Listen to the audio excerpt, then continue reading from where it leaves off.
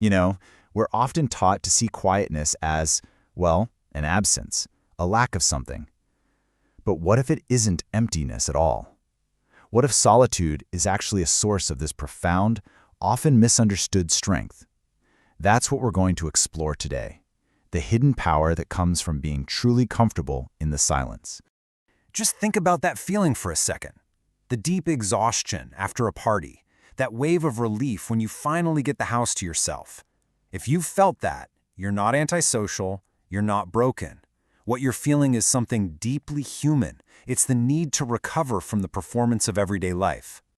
So here's our roadmap. We'll start with that misunderstood nature of quiet. Then we'll look at how silence evolves into a real skill. We'll see how home becomes a sanctuary and explore the strength that grows in that stillness. We'll also touch on why the world can get this so wrong before we land on the lasting power of real inner peace. Okay, so first things first, let's validate something you've probably felt, but maybe never quite put a name to. That pull to just be home, to be alone, it's not about avoiding the world, it's actually about something much, much deeper. For so many of us, being social is a kind of performance, isn't it? It takes a ton of energy to laugh at the right moments, to seem engaged, to just be on. Home is the one place where that performance can finally end. It's not an escape, it's more like a recovery room, where you can finally just exist without the pressure of an audience. Now, what's really fascinating here is that this need for quiet isn't just a fixed part of your personality. It's actually a skill that can be developed over time. It can evolve from what feels like an awkward emptiness into a source of real, tangible influence. So, how does this happen? Well, it often starts with what you could call circumstantial silence, the kind you don't choose, like when you're the new person in a room. From there, it can become observational. You start talking less because you're busy watching, learning, and really understanding the people around you. Then it deepens into emotional control. You learn to contain your feelings, not to bury them, but to keep them from being used against you. And finally, it can lead to this incredible internal alignment, where your own mind becomes so quiet and settled that the noise of other people's opinions just doesn't knock you off balance anymore.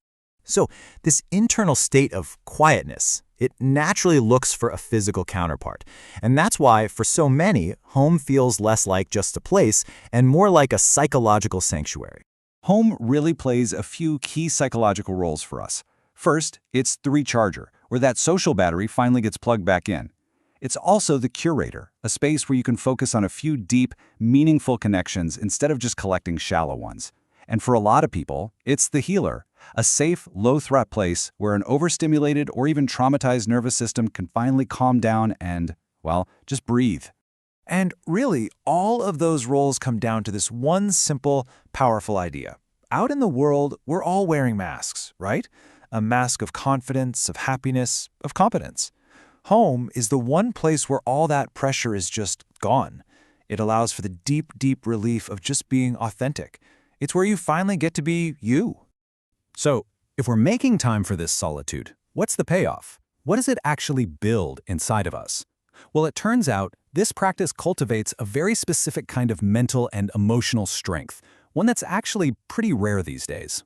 It builds something we can call emotional sovereignty. Now, this isn't about being numb or suppressing what you feel. It's the total opposite. It's the ability to fully experience the entire spectrum of human emotion, the fear, the doubt, the joy, the anger, without becoming a puppet to any of it. You feel it all, but you are not controlled by it. The key to this is a profound truth, famously articulated by the psychiatrist and Holocaust survivor Viktor Frankl. He realized that between what happens to us, the stimulus, and how we react, the response, there's a little gap, a space, and in that tiny space lies our power. Quiet and stillness expand that space. They give you the freedom to choose your response rather than just reacting on instinct.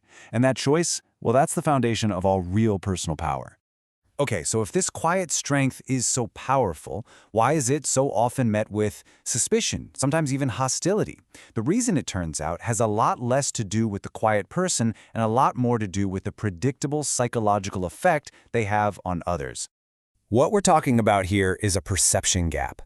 A group might look at a quiet person and see aloofness, maybe even arrogance. They might feel threatened, but the reality for that person is often just independence and depth. See, a person who is comfortable in their own thoughts acts like a mirror.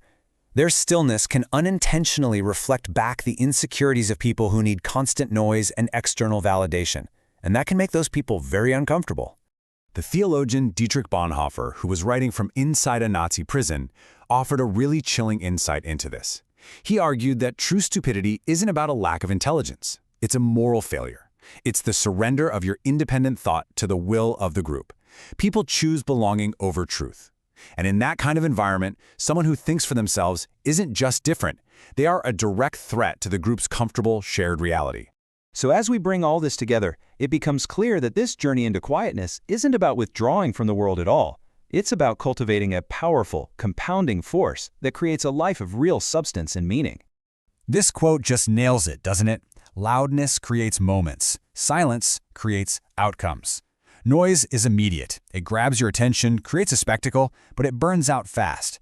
Silence works differently. It's patient, it builds, it compounds over time, and ultimately, it's what produces the lasting, meaningful results in our work, our relationships, and our lives.